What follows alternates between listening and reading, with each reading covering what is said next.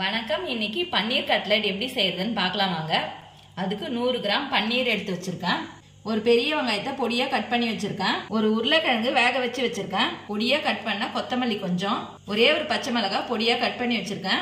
2 பிரெட்டை மிக்சியில போட்டு பொடிச்சு வச்சிருக்கேன். 5 டீஸ்பூன் அளவுக்கு மைதா மாவு, 1/2 டீஸ்பூன் அளவுக்கு தனி மிளகாய் தூள், 1/2 டீஸ்பூன் அளவுக்கு கரம் மசாலா, தேவையான அளவுக்கு சால்ட் சேர்த்துக்கலாம்.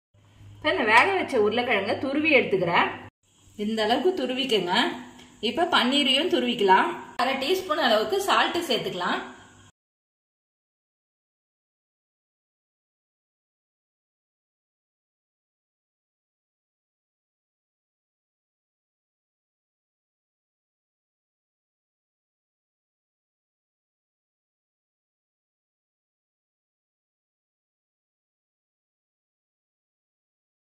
இப்போ மைதாவை இந்த அளவுக்கு திக்கான பதமா கலந்து வச்சுக்கோங்க. இப்போ கட்லெட் ஷேப்புக்கு உருட்டிக்கலாம்.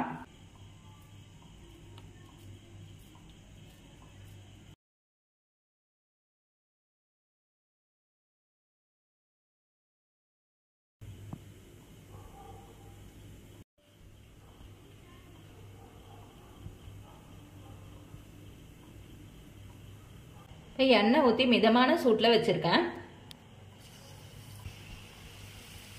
கோல்டன் பிரவுன் ஆன பிறகு எடுத்துடலாம்.